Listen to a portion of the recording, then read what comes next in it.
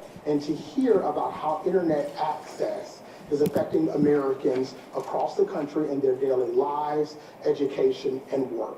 We're here today because the Vice President wanted to speak directly with, but more importantly, hear directly from you, who have personally been experienced the challenges and opportunities around this important issue, and who are dedicated to elevating this important conversation through community education, research, and advocacy. So with that, I'm pleased to introduce to you the Vice President of the United States, Kamala Harris. Thank you, Vincent. Hi, everyone. I'm looking at you on a screen, but I'll look at you here. But I'm really looking forward to our conversation. And I want to thank you all for taking time out of your busy lives to join us for this conversation. It is truly an honor to welcome all of you. As students and parents, tribal leaders and farmers from urban and rural areas, each of you can speak to the need for affordable and accessible high-speed internet. And I want to begin by talking about another era, seemingly a lifetime ago and well before the internet. And it was the dawn of electricity. Now, I think most of us were not born at that time, but let's just think about what dark days they were.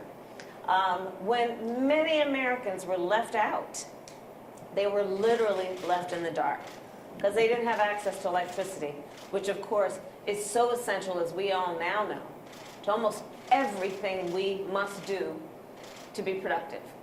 So understanding that, in 1935, President Franklin Roosevelt created the Rural Electrification Administration.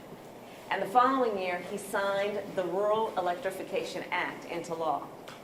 And so what happened was that we decided, and he decided, at the federal level, where we have the best capacity to do work that requires scale across our country, what he did and what they then did was to send crews to rural communities, helping to wire farms and homes with electricity. So literally, government lit up America. Today, I believe we must act again and act in that way, understanding our capacity and our responsibility to connect America and to allow all Americans to have access to those basic needs that allow them to raise their families, allow them to educate their families, to do their work.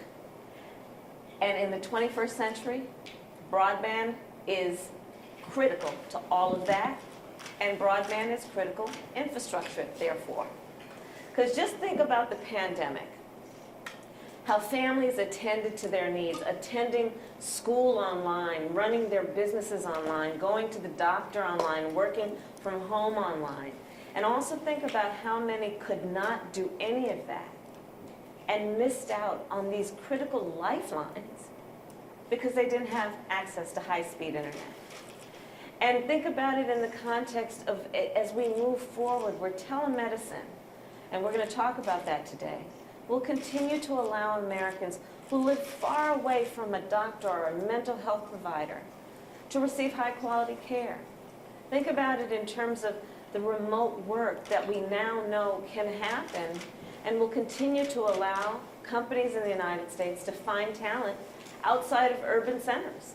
You know, I've spent a lot of time in rural America. One of the things that especially the grandparents will talk about are how their children have to leave because there's no work where they live in rural parts of America.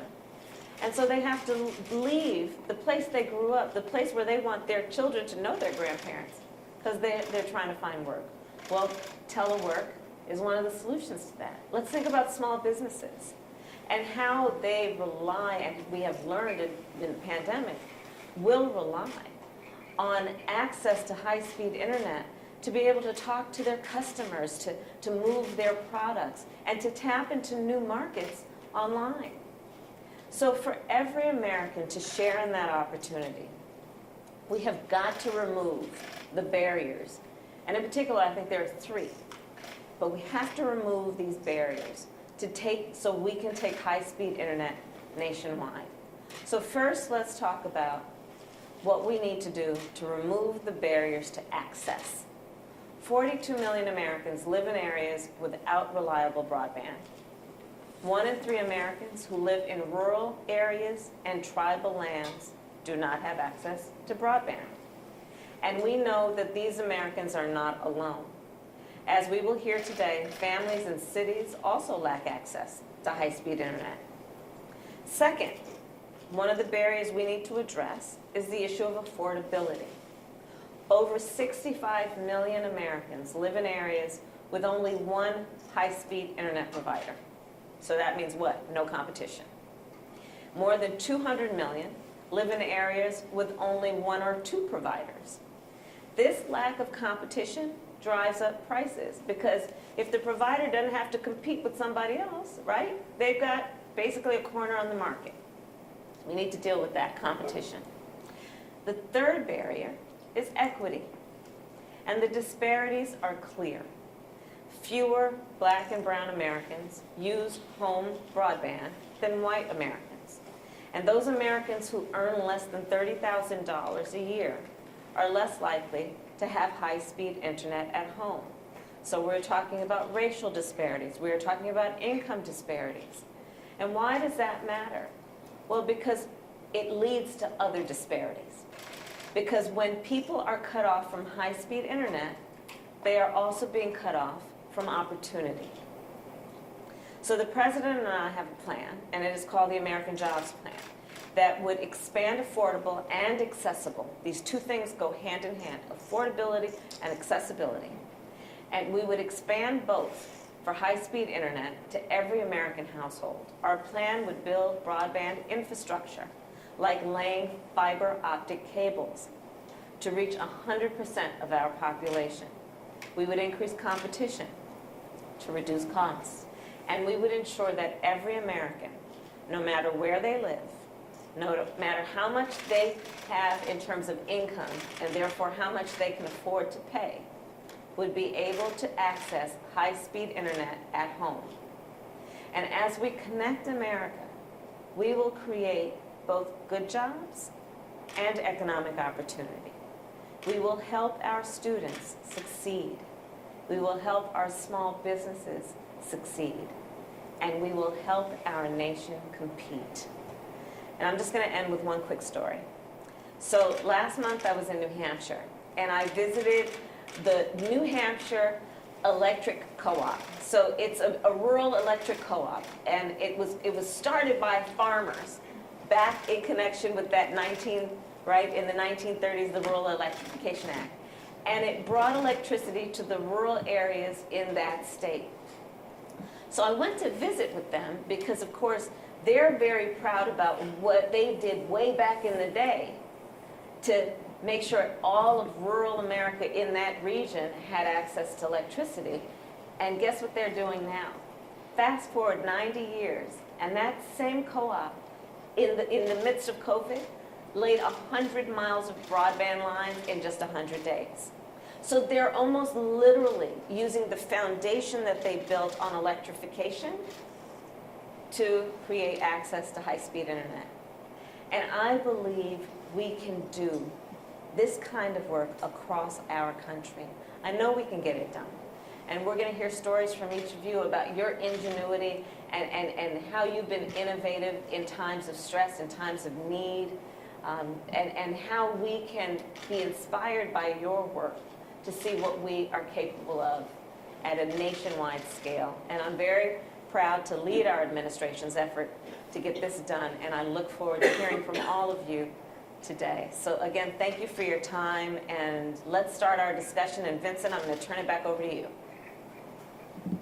Thank you, Madam Vice President. And with that, we will begin our discussion. I'm very pleased to introduce our very first guest, Reverend Joan Ross. Reverend Ross is the Operating Director of the North End Woodward Community Coalition in Detroit, Michigan. Reverend Ross. Thank you. Good afternoon, Vice President Harris, and thank you for inviting me to this conversation today. North End Woodward Community Coalition is a Detroit-based social justice community development organization working to build power by focusing on equitable systems change. We established opportunities that improve the quality of life for our community and which create workforce development opportunities, with the goal of community retaining ownership of the projects in North End, Highland Park, and Hamtramck, Michigan. We serve as an anchor organization in the Equitable Internet Initiative, which began in 2016 as a collaborative partnership between the Detroit Community Technology Project and 3 anchor organizations in the community: Boulevard Harambe, Grace in Action, and us. Our goal is to increase internet access in the 3 underserved neighborhoods of Detroit. As you know, Detroit is historically underserved in high-speed internet. Before the pandemic, it was estimated that as many as 40% of Detroiters had no access to broadband. And for many, the only access that they did have was limited cell phone package access. We saw this in our own community during the pandemic. In our service area of Highland Park, Michigan, in the early months of the pandemic, only 100 children were able to access online learning due to lack of access for internet or equipment. We've been working to get families connected through our fixed wireless network, providing what we call Internet in a Box service. Currently, in the 3 communities in Detroit, our network now serves 300 households and 8 nonprofit organizations, and we've erected 7 solar-powered Wi-Fi charging stations. It's been very impactful to see how this has affected families. And if I may, I'd like to share 2 stories with you. One is we have a grandma who has custody of her 6th grader, who, before the pandemic hit, Grandma had only a limited data package on her cell phone. And when that ran out, the only option that she had was to sit on a nearby parking lot of a restaurant and access their Wi-Fi hotspot. In September, we knocked on the door and offered them our Internet in a Box. Our other story is about a 94-year-oldster who is legally blind, but before the pandemic, she was very active, able to write and supply stories for a local newsletter. But when the pandemic hit, she was isolated at home.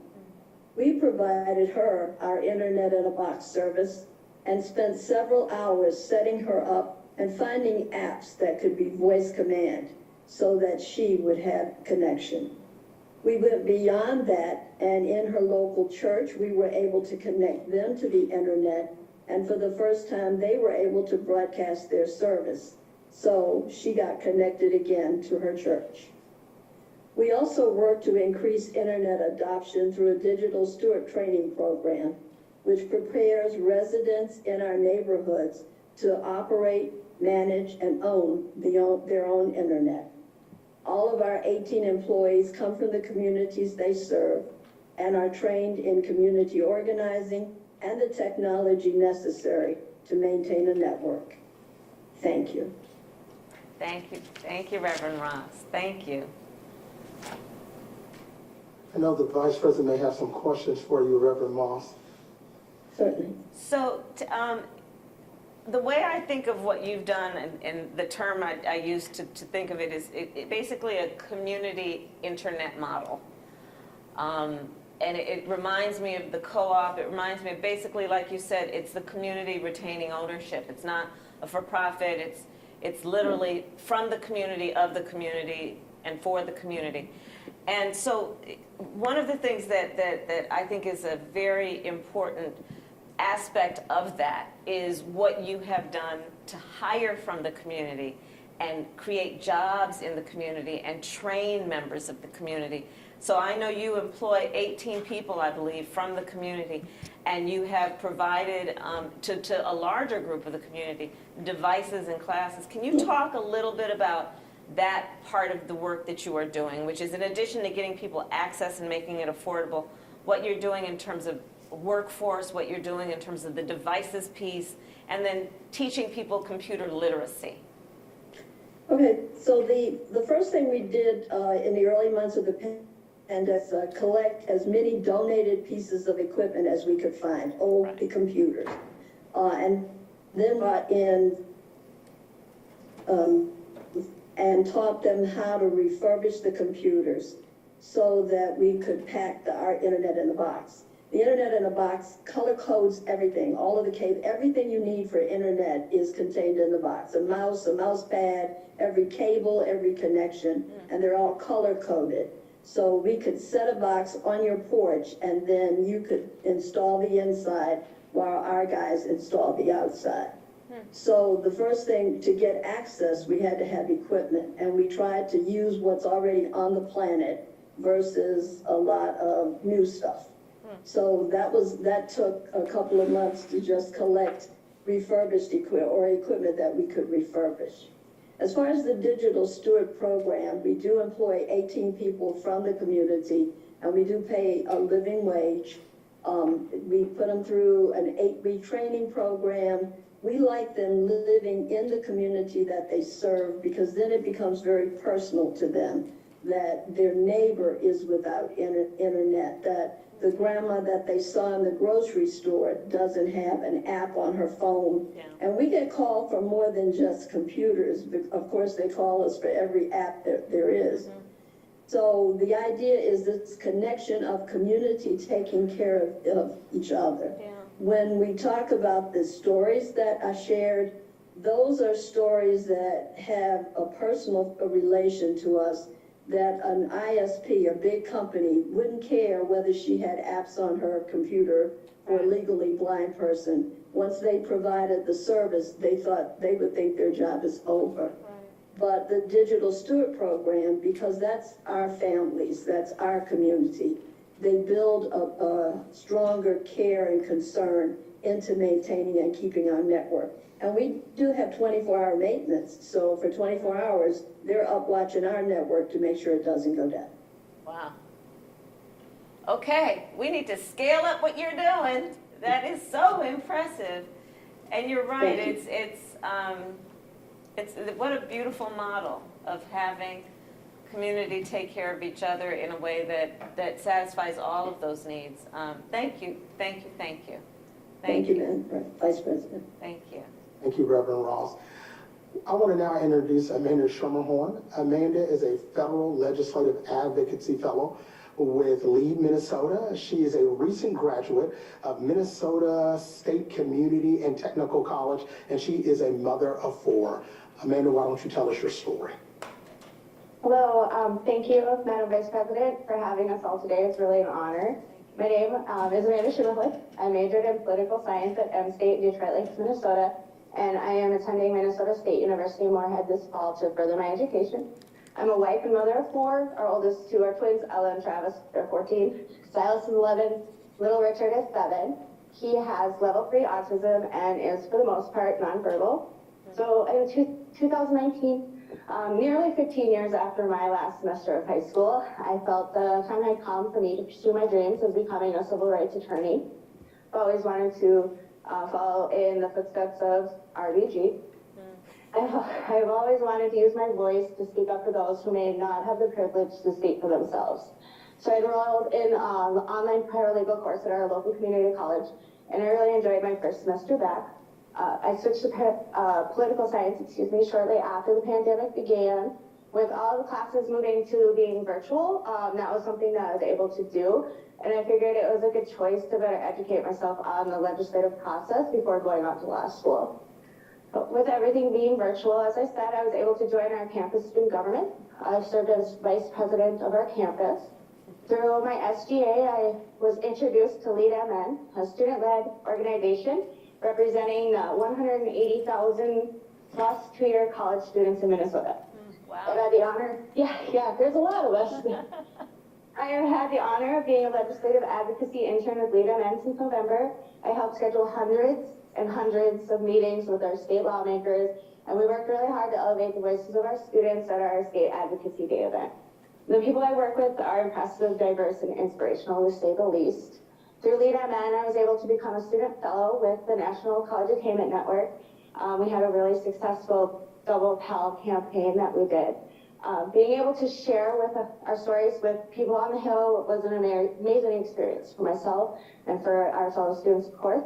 However, none of this would have been possible, without technology. Yeah. So Lead MN's office is actually located in St. Paul.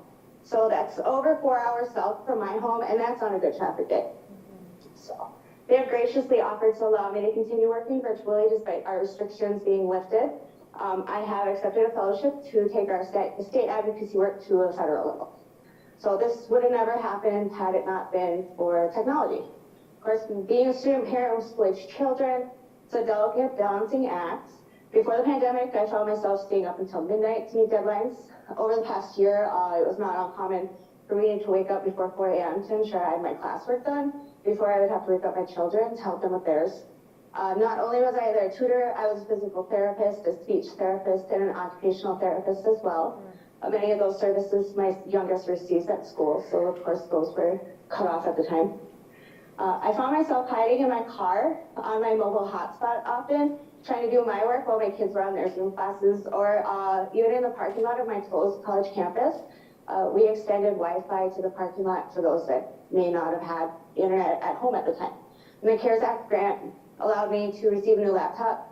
My last one was over 4 years old, so it was getting a little slow. So K through 12 students at that time didn't have the options, and I know some classes already shared devices at our schools.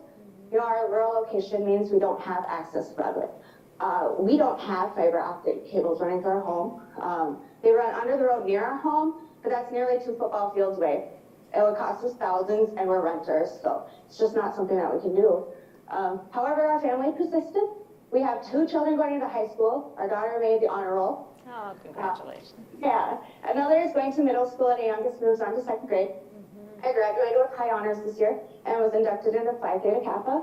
Oh, and here I am, great. speaking to the vice president, you know.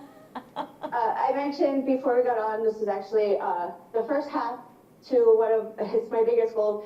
I said I wanted to meet the vice president and the president, so imagine my shock when I got the call on Thursday. So again, thank you so much for having us. Oh, wow, what an incredible story, and I'm so inspired by you. Congratulations on everything that you have worked to achieve and that your family has worked to achieve. Where do I start? There's so much to say about everything that you've mentioned, but I'm going to focus on the high-speed internet piece of it, because to your point, everything that you have shared with us, almost all of it required access and affordable access. And you have a family of 6 people, and all of those people required access. And I think about it in the context of you having to go to your car or go to a parking lot to actually have access. So let's talk a little bit about that and what that meant in terms of what you wanted for your family during that period of time that you just couldn't do because you didn't have the access that you needed. Of course, I wanted to be there for them as much as I could be, and be as much of a support to them in their classwork as I'm sure. I was already online, so it wasn't as difficult as a transition for myself, but helping all my children to adjust to that was difficult. So I think that not being able to be here for some of it with the older kids was really stressful, but then also I did not want to quit because I wanted my kids to see that, you know, when we have struggles, I always say no pressure, don't diamond. So you just got to keep going. Good for you. And so during that period of time, did everyone take turns in terms of when they were online, or how did that work? I'm assuming everyone who needed to be online couldn't be online at the same time. Yeah, at first we had a few of the twins were sharing a device, so they would take turns. Fortunately, at that point in time, it wasn't as structured It was more of a, being they were in middle school, it was they could sign on and do their work as needed. But then with the younger kids, it got to be a little more difficult. And then also my youngest Richard, with his autism, he needs a lot of therapy and speech and stuff like that. So being able to help him with that while helping the other children with their classwork was difficult. I'm going to tell the president that I talked to you today, and how inspiring your story is. And thank you for that and all that you are doing. And just keep at it. Keep at it. And thank you. Thank you, Amanda. I'm now very pleased to introduce Dr. Aaron Payment.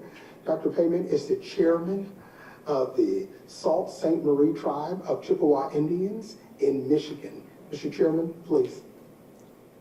Ani Boozhoo, Vice President Harris, I'm so grateful to be invited to advocate Indian country's broadband needs.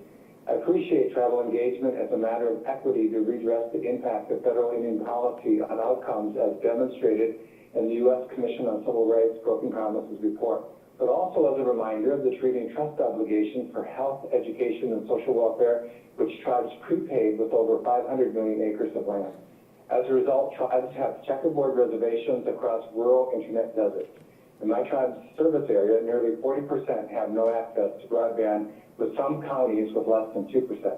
Reliability is a continuing issue, especially during peak times, which leaves tribes behind in terms of health, education, social welfare, and economic development. According to the 2019 FCC report, those on tribal land are nearly 4.5 times as likely to lack broadband internet access. Next, let me address the need for telemedicine and telebehavioral health, as they depend on reliable broadband access. For example, we had a critical need for enhanced telemedicine to support biometric checks for diabetics during the shutdown of our health center. While the pandemic forged new pathways for using technology and providing real-time biofeedback, optimization requires reliable broadband infrastructure. Regarding behavioral health, the need for virtual therapeutic connections became obvious during the pandemic, especially with an enduring opiate crisis. Yeah. My niece, for example, is flying under the radar with her opiate addiction. Reliable therapeutic access is dependent on reliable internet access. As a high school dropout who went on to earn a doctorate in education, I have to comment regarding education equity. With the digital divide, whole populations of students are disadvantaged. Our first Americans continue to have the worst educational outcomes. The pandemic has left all schools with the challenge of still having to meet assessment benchmarks. Remedial diagnostics and response to intervention are needed. High-speed internet for supplemental instruction is essential to catch up. Please include these in any infrastructure package discussions or negotiations. And so again, thank you, Vice President, for the honor of presenting to you today, and I hope you have an exciting question. Well, thank you, Chairperson. It's good to see you again. And you know, I cannot reiterate enough the importance of our government-to-government relationship. You talked about the patchwork, and can you just talk a little bit more? I thought what you said about basically reliable, if we don't have reliable access, we can't have reliable services, is essentially what I hear you saying, right? In terms of having access, making sure that it is consistent so that people can get the basic needs, like the needs of your niece, in terms of telemedicine that may be about substance, it may be about mental health, diabetes. Can you talk a little bit about how it has been working for you in terms of the patchwork, and what has not happened as a result of that? Like what do we need to fix? Absolutely. So my tribe has an MOU with the VA to be able to also reach out to our veterans. Native people serve at the highest rate in our armed services of any racial ethnic population. Yeah. And so we were already moving in the direction of bringing healthcare to people rather than waiting to have them come to us. So we were already making those strides for telemedicine, and the new area was telebehavioral health, especially with the opiate crisis. And unfortunately, with the pandemic, we weren't able to see people on a face-to-face basis. And there was a lag in getting this new level of service, this new approach to bringing services to people. And then in a rural community, very rural community, all of the Upper Peninsula of Michigan and this much of the Lower Peninsula is one congressional district.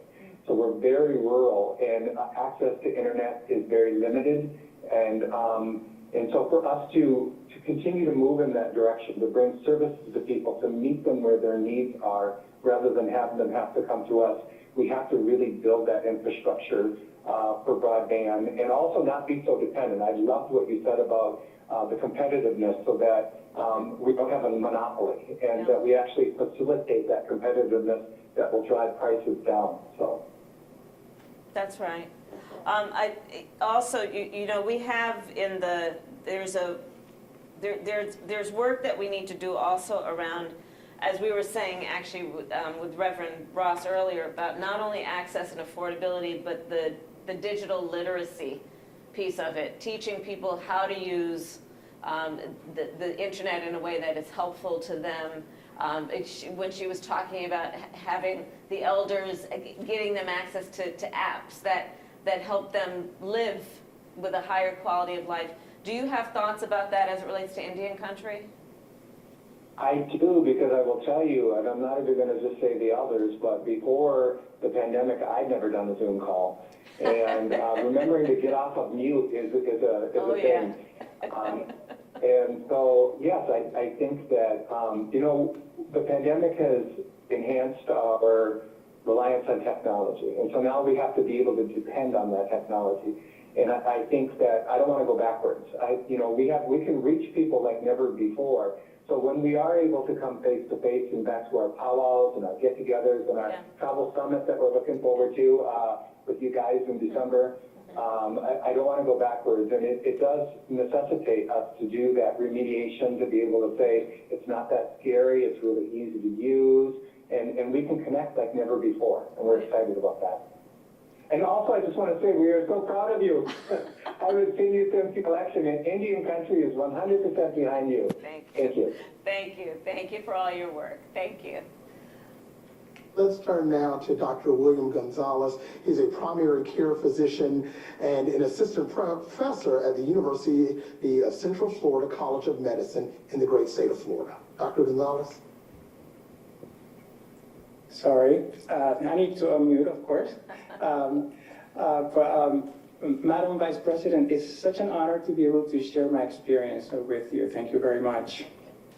There's so much I want to say. You know, last year was tremendous, but I want to start by saying that as our country, healthcare services go virtual via telemedicine, those individuals and those communities that lack access to adequate broadband infrastructure and adequate internet connection will continue to suffer discrimination because of the digital divide, as we saw last year. I'm a husband, I'm a father of 3 children, and I know how important it is to be able to take care of the family, of my family, especially when it comes to healthcare issues. Professionally, I'm a board-certified family medicine physician, and I practice primary care via telemedicine, which is the delivery of healthcare services remotely via information and communication technologies.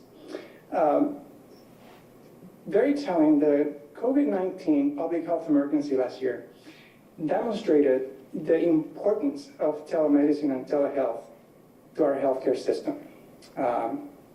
In the Journal of Health Affairs, an article showed that up to 30.1% of all healthcare visits last year, especially during January to June, 30.1% of all visits were completed via telemedicine. And the CDC says that this was a 154% increase in all telehealth and telemedicine visits as compared to the same period in 2019. That's significant. You know, it worked. People needed it. Sick Americans were able to access healthcare because of telemedicine. And you know, telehealth and telemedicine is important because it increases access to healthcare services, especially to rural and underserved regions of this country. They're really needed for the same reasons you mentioned. Physician maldistribution. You know, most physicians, including myself, practice in urban centers. So rural areas, underserved communities lack local healthcare providers. So telemedicine helps to bring virtually these professionals. However, there are many barriers to the success of telehealth and telemedicine, including interstate medical licensing. That's a big problem. Reimbursement for telehealth services. And last but not least, and I think most importantly, is the issue at hand, is access to broadband infrastructure and access to high-speed internet. If we don't have a good internet connection, we can't have good healthcare services via telehealth. Let me tell you, I live in Orlando, Florida, but you might be surprised, all of my patients, all of my clients live in Missouri. I've been practicing telehealth since 2016, exclusively via telehealth, and I've been seeing patients in different states such as Texas, Michigan, Pennsylvania, Indiana, Florida, obviously, and now Missouri. It's no secret that lack of broadband infrastructure and lack of access to high-speed internet is a problem in the state of Missouri. Some telling statistics that in the state of Missouri, 20% of all Missourians lack access to high-speed internet. And when you look at rural Missouri, that number goes to 2/3. A little bit over 2/3 of the population in rural Missouri lack access to high-speed internet. And this tremendously limits my ability to expand my expertise to these areas. Mainly I work in the Boot Hill region of Missouri, which, there's a lot of need for healthcare services. So let me tell you some stories that I ran into last year, just to give you an example of the challenges. A mother, actually a family with a 2-year-old child, are cooking, and the child dropped a heavy kind of food onto his right foot. And so the mom wanted to connect to talk to me about it.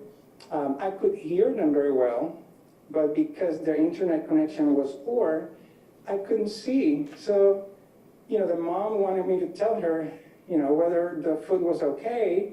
The right big toe was all swollen and red, she said, but I couldn't see it.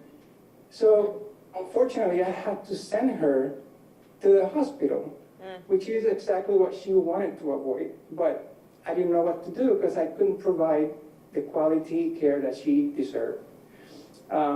Another example was a young adolescent woman that was with her father sitting in their car next to a restaurant because they didn't have access to internet at home.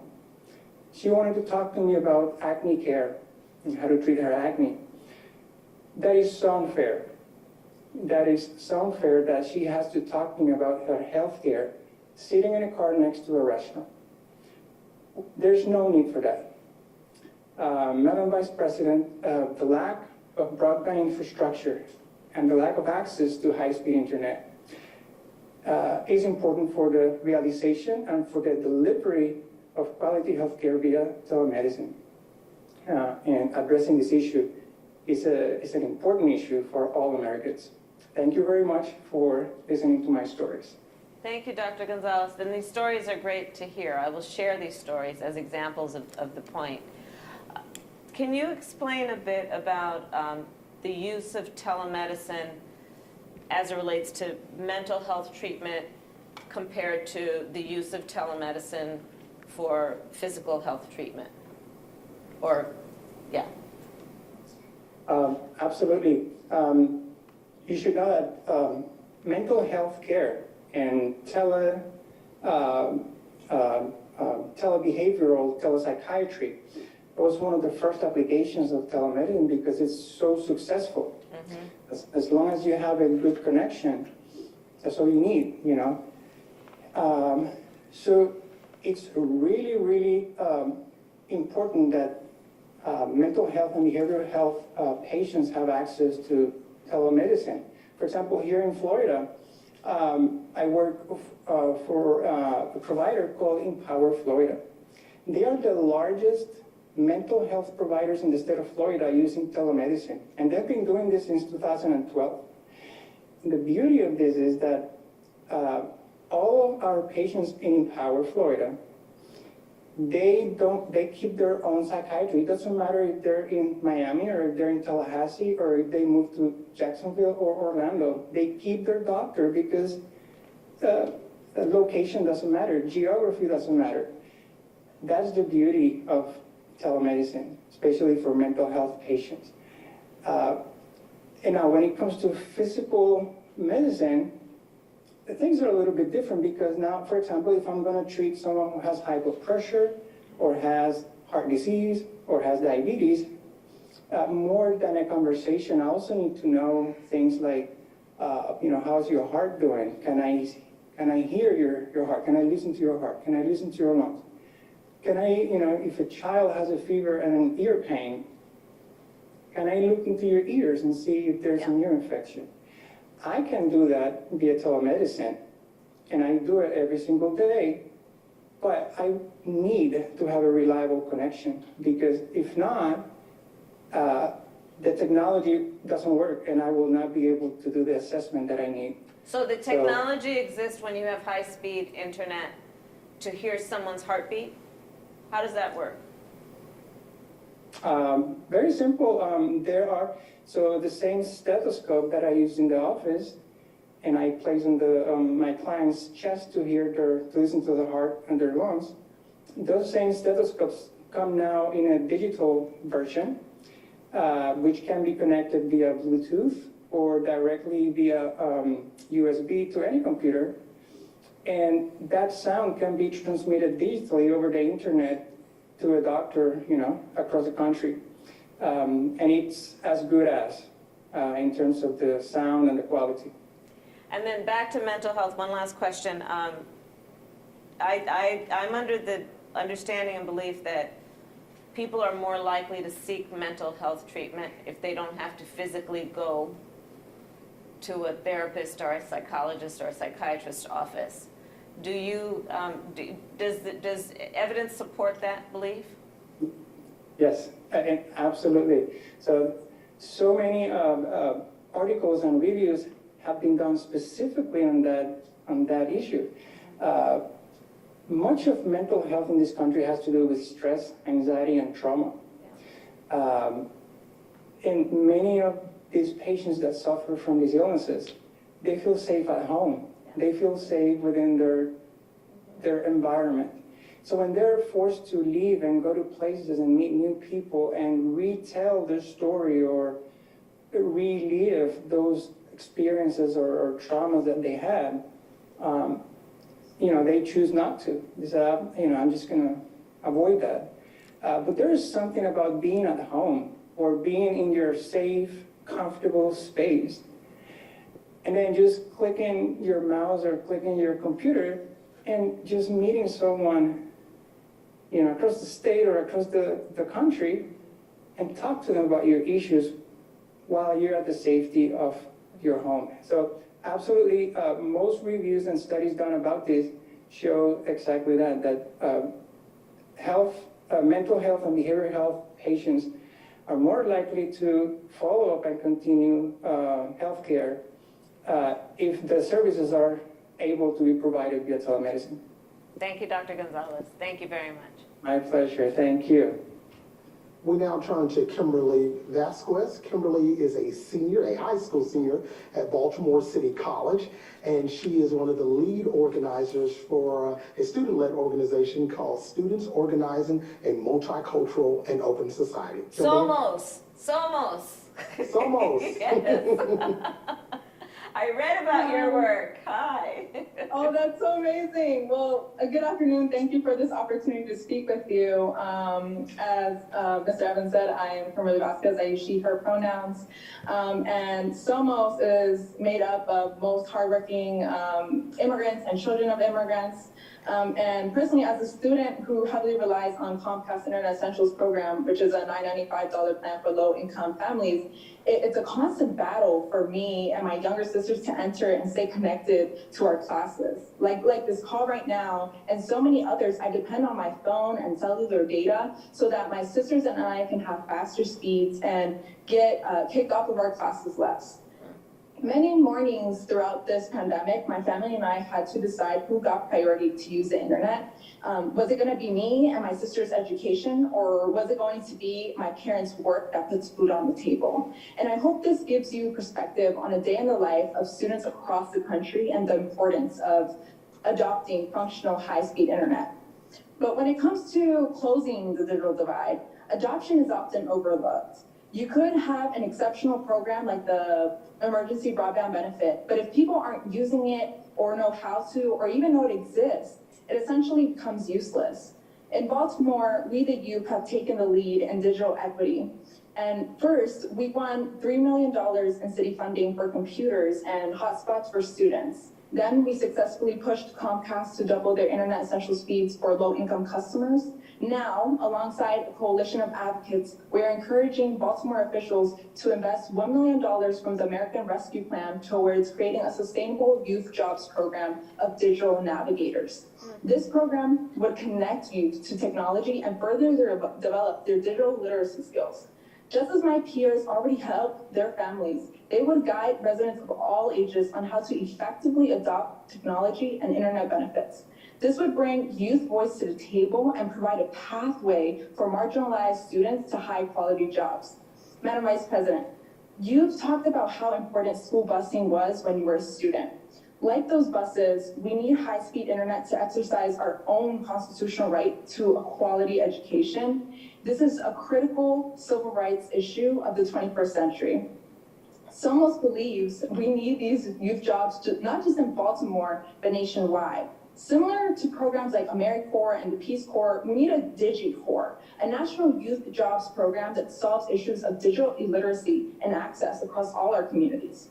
This adoption strategy would dramatically increase how many community members will actually take advantage of the emergency broadband benefit and other services. This program would help with COVID response, the economy, and racial justice, 3 out of the 4 core values your administration holds. Also, the emergency broadband benefit needs to be extended beyond the pandemic. Just like Medicaid for healthcare and SNAP benefits food access, we deserve reliable access to quality functional internet. And finally, we can't solve the digital divide by giving more money to the corporations who helped create it.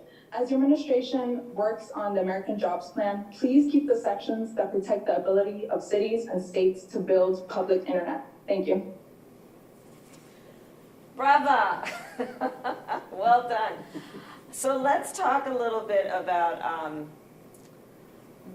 you covered a lot, and I was frantically taking notes as you spoke. Students, what makes, I don't want to always, I think your point about adoption is a very critical one, and so I don't want to assume that a certain age cohort just automatically gets it in terms of how to get online, how to maximize resources online. Tell me how you're thinking about that piece of it. Yeah, so I think training these individuals would be critical. So we're not just helping youth, but as well they would be helping other people. And I think that's the beauty of it. I think we need to look at our young people as resources in solving this issue. And as well, if I might add, you know, I think they should be, if a program like this, they should be paid $15 an hour minimum. A lot of the youth that I'm friends with, they provide and support the financial needs of their families, paying bills, groceries, medical attention, and other needs. And as well as college costs continue to rise, we need to save for college. And also ensuring that our undocumented students can access job opportunities, since they're fairly often behind. But I think it's a brilliant idea, and I think in doing this, we are going to connect more families to the services that they need, since everything's going virtual. And just, if you had to guess, what percentage of students that you know or that you are going to school with have a computer or a desktop as opposed to a cell phone?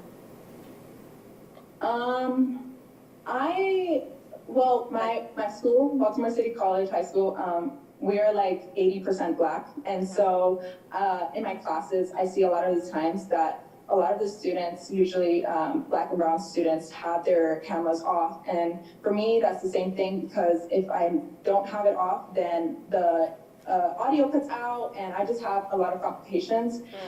So I would say, well, in Baltimore, 40.7% of households have no broadband internet access. And so when we were looking at by race, really 1 out of every 2 Black and Latinx kids could not access their online education. And you know, my story isn't unique. That's the big point. I just had a platform to put it on there. So yeah. And how about laptops and desktops? Do you have a sense of what percentage of the high school students in Baltimore have laptops or desktops?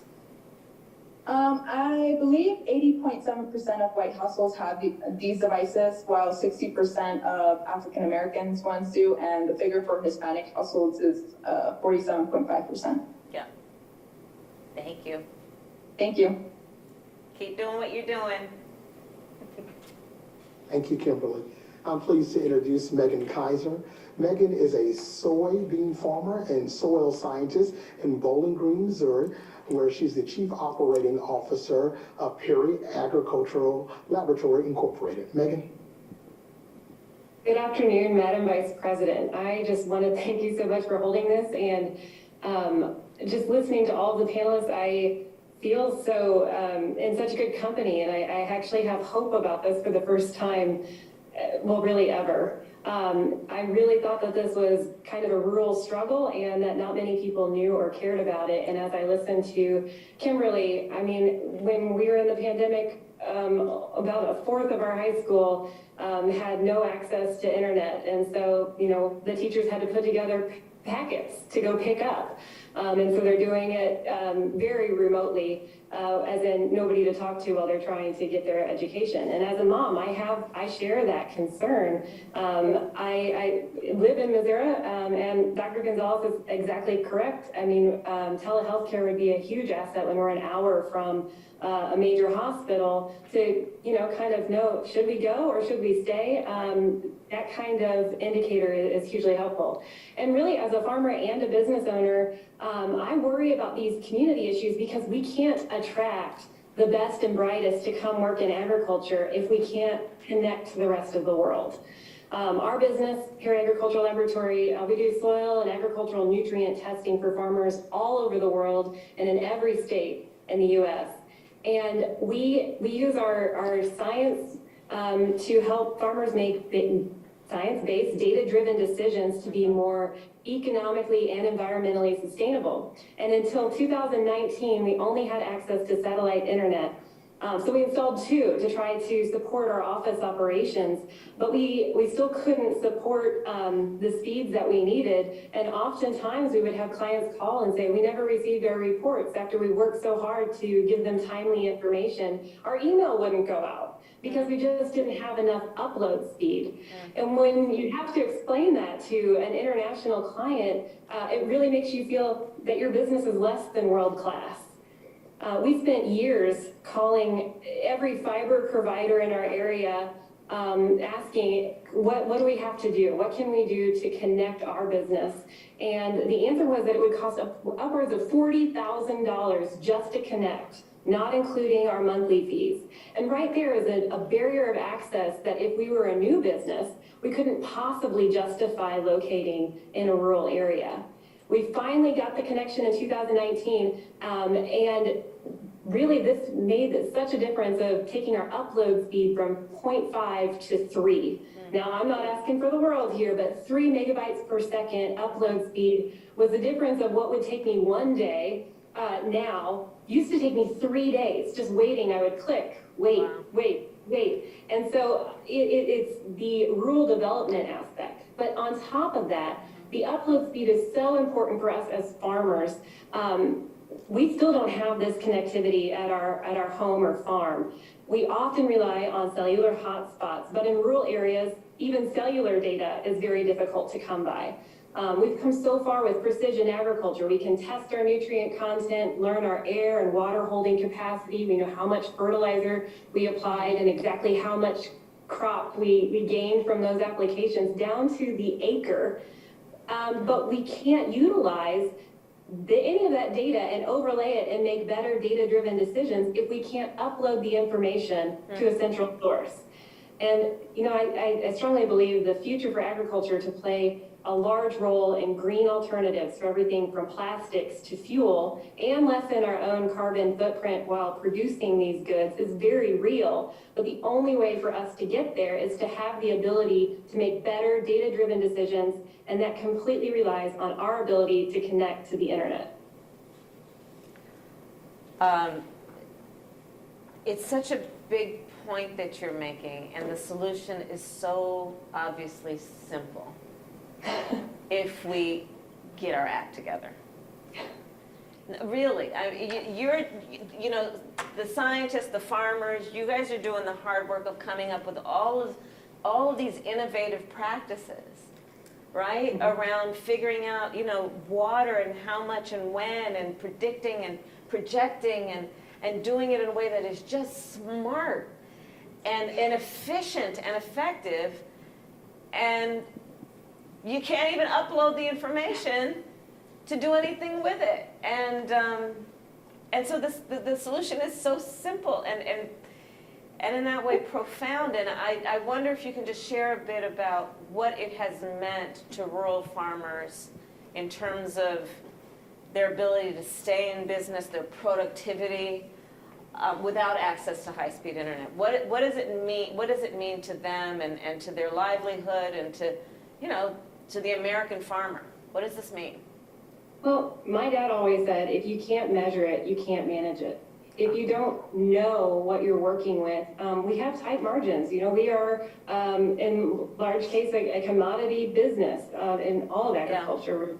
Yeah. And if we can't look at down to the T of exactly what we're putting in, what we're getting out, we can't survive. We can't be financially sustainable. But now we're looking at it in an even greater role in that the more that we are able to do with less, we're feeding people, we're clothing people, we're fueling people, and we're replacing products that are not as sustainable. You know, with the soybean oil that comes from my farm, I can make biodiesel, I can make plastics. These are things that are better for the earth. Yeah.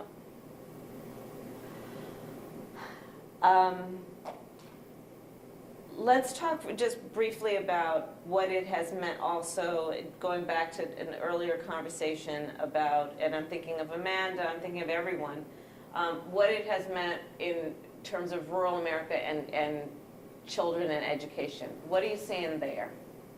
Oh my gosh, well, I have a 6-year-old and a 9-month-old. And I mean, the first thing I think of is my baby monitor needs Wi-Fi access. You know how scary it is for your baby monitor to go out, you know, as a young mother. So that's like the first, you know, thing. My son, the idea that we can access classes or teachers or specialties in education or healthcare or just arts even, with a connection to the internet, it just makes literally the world his oyster. And for him to be able to then learn from all different perspectives, all different walks of life on the internet, and bring that to our farm will do nothing but benefit our community, our state, and our nation. Thank you, Megan. Thank you, thank you, thank you. Such an important perspective. Thank you. Thank you for listening and for spearheading this, because we just haven't felt heard out here on this issue. So thank you so much.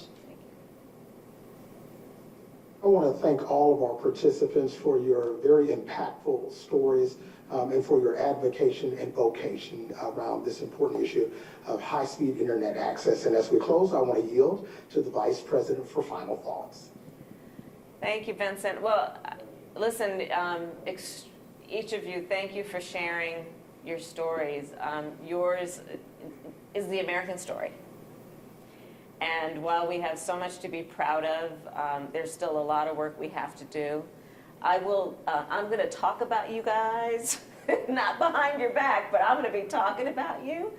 and what you've shared today, because I think it's really important to help people understand how fundamental this is. It's just basic stuff.